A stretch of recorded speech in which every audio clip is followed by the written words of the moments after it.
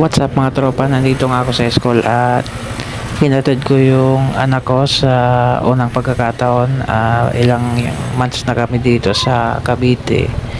Ngayon lang ako nakapaghatid ng estudyante ko. So sa mga oras na yan, papunta na ako ng car wash para ipa-car wash ko yung motor. So yun, tapos ko nang maihatid si Amiel. Ngayon, dadaan ako ng car wash ko tong motor kasi ang dugis na. Kung mapapansin nyo nga, wala nga akong helmet dyan kasi napakalapit lang ng school sa bahay namin, kaya hindi na ako nag helmet. Nanibago ako dito sa car wash dito kasi ang bayad 150, samantalang dun sa Caloocan dati ang bayad lang 85. So dito 150 na. Okay.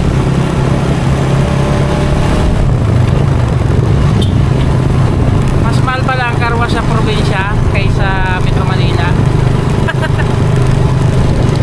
Ayan, napaisip nga ako dyan, bakit nga ba mas mahal yung car wash dito sa probinsya kaysa Metro Manila, samantalang doon sa Caloocan nasa 85 lang.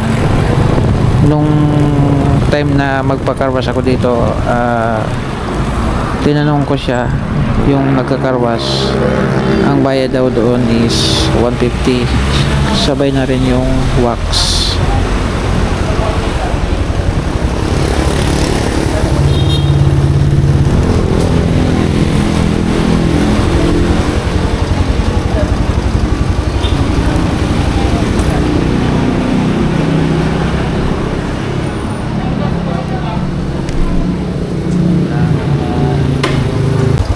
At yan, tapos na nga din ma-car wash yung motor ko. Bakit nga ba natawag tong car wash? Motor naman ang pinapa-car wash ko. So yun, naisip ko lang ulit na dumaan ulit ng school para obserbahan yung anak ko kasi medyo malikot nga sa bahay ang anak ko. How about naman sa school? Kaya naisip kong obserbahan. So nung bumalik na ako dyan, time na rin naman sila, kaya nasa loob na siya. At dito pagbalik ko sa school, nakita ko yung janitor dito sa school na pinapasokan ng anak ko. Pwede kumuha. Nangihi na rin ako ng malunggay. So thankful naman ako kasi napakabait ni kuya at binigyan tayo. At pinayagan tayong magputol ng malunggay sa likod ng school. Hingi ako ng pangtanim na malunggay. Naghahanap-hanap na nga ako na pwede kong putulin dyan. At yun na, may nakita ako, medyo mababa lang pero malaki na yung sanga niya. Sa school ako nang hingi.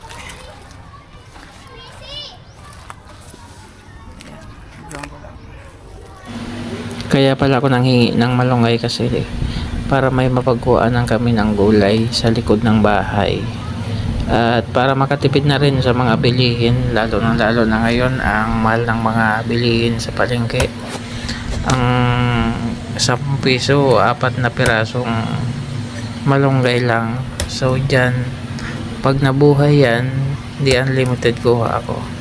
At pwede pang magbigay sa kapitbahay. Shoutout nga pala kay kuya sa nagbigay sa akin ng pananim na malunggay. At napakabait niya. Siya pala yung naglilinis ng school dito sa Moson Elementary School. So shoutout sa iyo kuya, maraming salamat ulit. Sana kung hindi man mabuhay yung tinanim ko, sana makahingi ulit ako. Ayun, so maraming salamat nga pala sa mga supporters ko sa aking Facebook page at lalong-lalo na sa YouTube channel ko.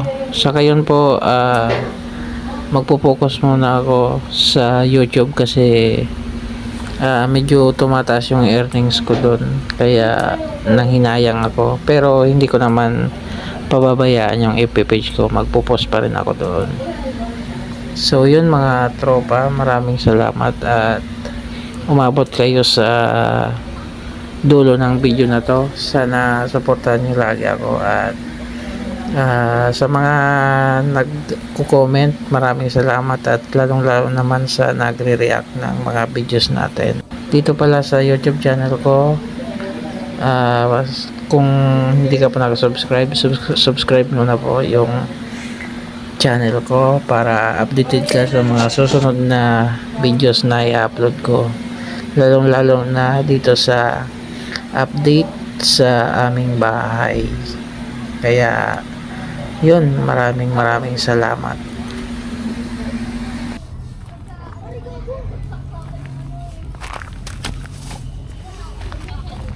Ayun, kahingi ako.